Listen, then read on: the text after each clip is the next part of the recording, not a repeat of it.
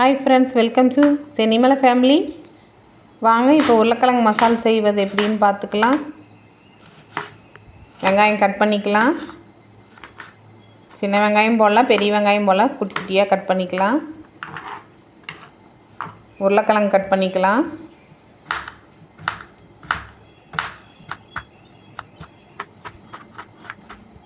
நல்லா லேசாக கட் பண்ணிக்கலாம். அப்போ தான் சீக்கிரம் வேகும்.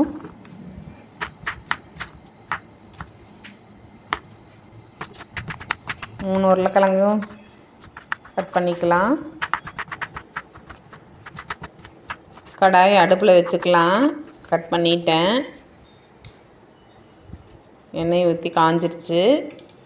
கடுகு போட்டுட்டேன். இப்போ கடுகு வெடித்ததும் வெங்காயம் மிளகாய் போட்டுக்கலாம்.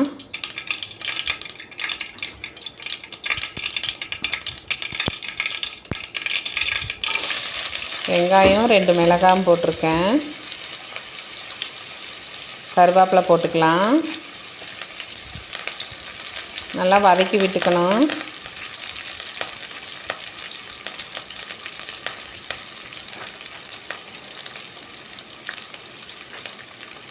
நல்லா வதங்கட்டும்.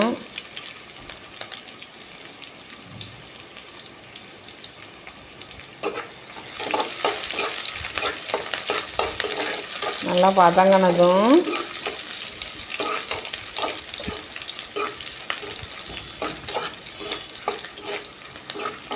தக்காளி போட்டுக்கலாம். மசாலுங்கிறதுனால நான் தக்காளி போடுறேன். சும்மா ஃப்ரை பண்ணுறதுனா நம்ம தக்காளி போட தேவையில்லை. இப்போ உருளைக்கிழங்கு போட்டுக்கலாம். தக்காளி நல்லா வதங்கிடுச்சு.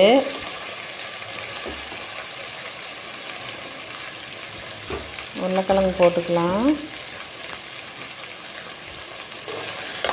ஒரு கிளறி விட்டுறலாம்.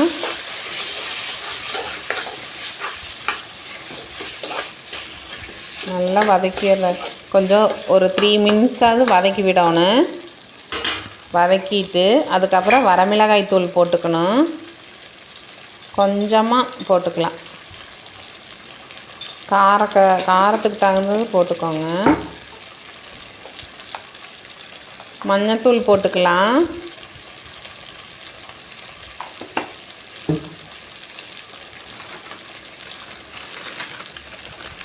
சிக்கன் தூள் கொஞ்சம் போட்டுக்கலாம். மசாலுங்கிறதுனால நான் கொஞ்சம் சிக்கன் தூள் போடுறேன். நல்லா கிளறி விட்டுக்கணும்.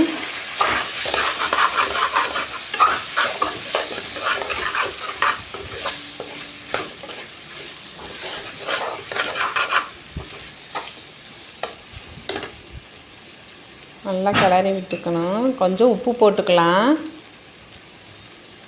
டேஸ்ட்டுக்கு தகுந்த மாதிரி போட்டுக்கலாம்.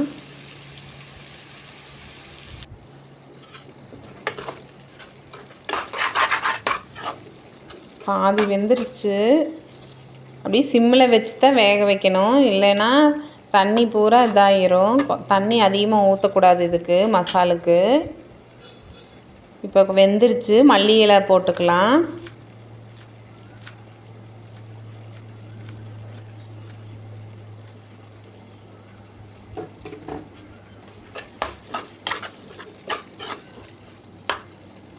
பார்த்தாலே தெரியுது. அமுத்தி பார்க்கும்போது நம்மளுக்கு அது வெந்துருச்சு.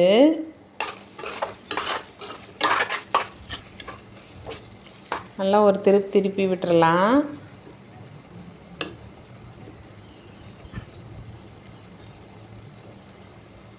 எடுத்து பார்த்தா சுடுது. அதனால் அப்படியே கரண்டிலேயே வச்சு பார்த்துட்டேன். மசால் ரெடி ஆயிடுச்சு. உருளைக்கிழங்கு மசால் ரெடி. இப்போ எடுத்து சர்வ் பண்ணிக்கலாம்.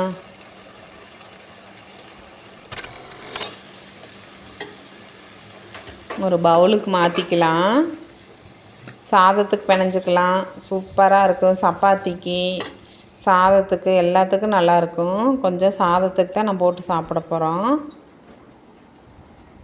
உருளைக்கிழங்கு மசால் ரெடி ஆயிடுச்சு. இந்த மாதிரி செஞ்சு பாருங்கள் ஃப்ரெண்ட்ஸ். லைக் பண்ணுங்கள் ஃப்ரெண்ட்ஸ். உருளைக்கிழங்கு மசால் சாப்பிட்டு பார்த்துட்டு எப்படி இருக்குன்னு சொல்லுங்கள்.